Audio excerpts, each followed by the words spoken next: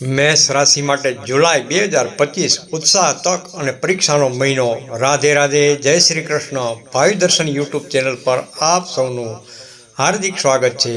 મહાદેવના આશીર્વાદથી આપણે મેષ રાશિના જાતકો માટે જુલાઈ 2025ના માસિક રાશિફળનું વિગતવાર વિશ્લેષણ કરવા જઈ રહ્યા છીએ. આ મહિનો તમારા માટે કેવો રહેશે?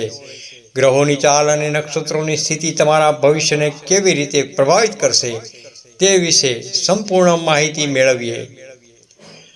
મુખ્ય ગ્રહ સ્થિતિનું વિશ્લેષણ. જુલાઈ 2025માં મેષ રાશિના જાતકો માટે ગ્રહોની સ્થિતિ અત્યંત ગતિશીલ અને પ્રભાવશાળી રહેશે. મંગળનું ભાગ્યસ્થાને ગોચર. તમારા રાશિ સ્વામી મંગળનું ભાગ્યસ્થાની 9મા ભાવમાં ગોચર થવાથી ભાગ્યનો ભરપૂર સાથ મળશે. આ સમયગાળો લાંબા પ્રવાસો, ધાર્મિક કાર્યોમાં રુચિ અને જીવનમાં નવી દિશાઓ ખોલનારો સાબિત થઈ શકે છે. સાહસ અને ઉત્સાહમાં વૃદ્ધિ થશે, જે તમને કાર્યોમાં સફળતા જરૂરથી અપાવશે. શુક્રનો શુભ યોગ. શુક્રનું તમારા માટે યોગકારક સ્થાન પણ હોવું પ્રેમ સંબંધો, દાંપત્ય જીવન અને આર્થિક મોરચે સકારાત્મક પરિણામો આપશે. સુંદરતા, કલા અને સર્જનાત્મકતા તરફ ઝોક વધી શકે છે. શનિ ગુરુનો પ્રભાવ. શનિ અને ગુરુનો યોગ તમારા વ્યવસાય, નોકરી અને જવાબદારીના ક્ષેત્રે દબાણ લાવી શકે છે. જોકે આ દબાણ તમને વધુ પરિશ્રમ કરવા પ્રેરશે અને લાંબા ગાળે લાભદાયક સાબિત પરિણામો આપશે. ધીરજ અને સંયમ જાળવવો મહત્વપૂર્ણ રહેશે. કારકિર્દી અને વ્યવસાયની વાત કરીએ તો ગતિશીલતા અને પ્રગતિ. જુલાઈ મહિનો મેષ રાશિના જાતકો માટે કારકિર્દી અને વ્યવસાય ક્ષેત્રે અત્યંત ગતિશીલ અને પ્રગતિશીલ રહેશે. નોકરિયાત વર્ગની વાત કરીએ તો નોકરી કરતા જાતકોને નવા મહત્વપૂર્ણ પ્રોજેક્ટ મળવાની પ્રબળ સંભાવના રહેલી છે. આ પ્રોજેક્ટમાં તમને વધુ અધિકારો મળશે, પરંતુ સાથે જ જવાબદારીઓ પણ વધી શકે છે. તમારી નિર્ણય શક્તિ અને કાર્યક્ષમતાની ઓફિસમાં પ્રશંસા થશે અને ઉપરી અધિકારીઓ દ્વારા તમારા કાર્યોને માન મળશે. વ્યાપારીઓ માટે જોઈએ તો વ્યવસાય કરતા જાતકો માટે રોકાણ કરવા માટે મહિનાનું બીજું અઠવાડિયું લગભગ 8 જુલાઈ પછી અત્યંત શુભ રહેશે. ખાસ કરીને જમીન, સંપત્તિ, ઇલેક્ટ્રોનિક્સ અને ધાતુ સંબંધિત વ્યવસાયોમાં વિશેષ લાભ થવાની સંભાવના રહેલી છે. જો તમે સરકારી ક્ષેત્રમાં કોઈ કાર્ય માટે રાહ જોઈ રહ્યા હો અથવા કોઈ કાયદાકીય મામલો ચાલી રહ્યો હોય તો 20 જુલાઈ પછી અનુકૂળ પરિણામો મળવાની શક્યતા રહેલી છે. નવી ભાગીદારી અથવા વ્યવસાય વિસ્તરણ માટે પણ આ સમય સારો રહેલો છે. આર્થિક સ્થિતિની વાત કરીએ તો ખર્ચ અને નવા આવકના સ્ત્રોત જોઈએ તો આ મહિને તમારી આર્થિક સ્થિતિમાં થોડો વધઘટ જોવા મળી શકે છે. ખર્ચમાં વધારો થઈ શકે છે. પરિવાર અને આરોગ્ય સંબંધિત બાબતો પર ખર્ચમાં થોડો વધારો થઈ શકે છે, જેથી બજેટનું ધ્યાન રાખવું ખાસ જરૂરી છે. આવકના નવા સ્ત્રોત જોઈએ તો શુભ સંકેત એ છે કે નવા આવકના સ્ત્રોત ખુલવાના યોગ પણ બની રહ્યા છે. અણધાર્યા સ્ત્રોતોમાંથી ધન લાભ થઈ શકે છે.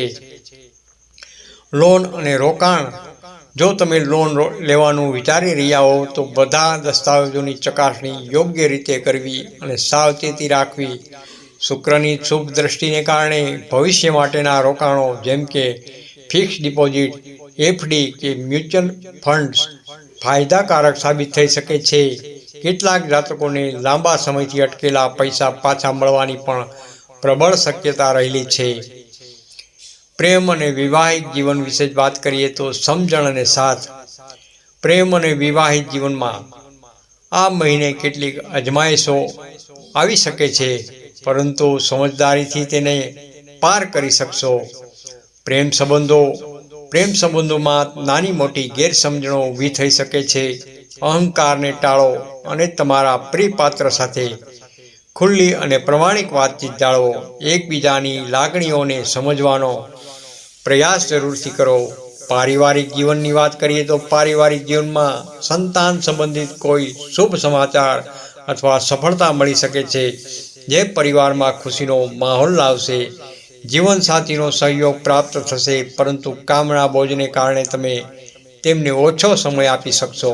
જેના કારણે થોડી અણબનાવ થઈ શકે છે. સમય કાઢીને તેમની સાથે ગુણવત્તાયુક્ત સમય વિતાવવાનો પ્રયાસ કરો.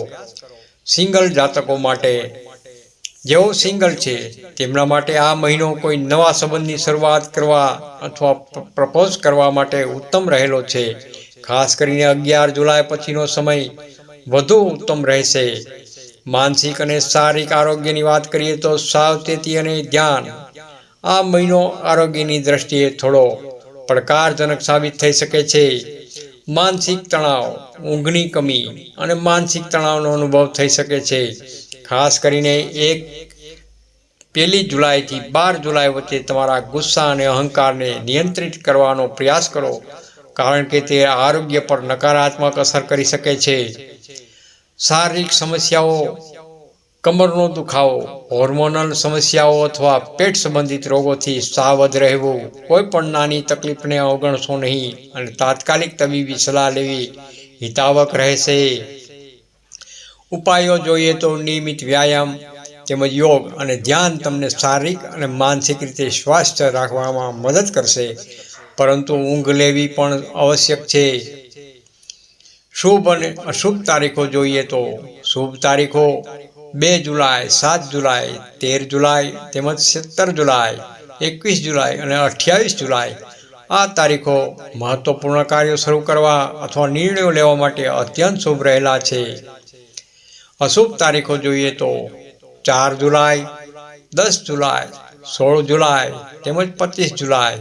આ તારીખોએ કોઈ પણ નવા કાર્ય કરતા પહેલાં અથવા મહત્વપૂર્ણ નિર્ણય લેતા પહેલાં વિશેષ તકેદારી રાખવી. ઉપાય અને સલાહ. જીવનમાં સકારાત્મકતા લાવવા આ મહિને મહાદેવજીની કૃપા જાળવી રાખવા માટે નકારાત્મક પ્રભાવોને ઘટાડવા માટે નીચેના ઉપાયો કારગર સાબિત થઈ શકે છે. શ્રી હનુમાન ચાલીસાનું પઠન. દરરોજ હનુમાન ચાલીસાનો પાઠ કરવાથી શક્તિ, સાહસ અને આત્મવિશ્વાસમાં વૃદ્ધિ થશે તેમજ નકારાત્મકતા ઉર્જા દૂર થશે.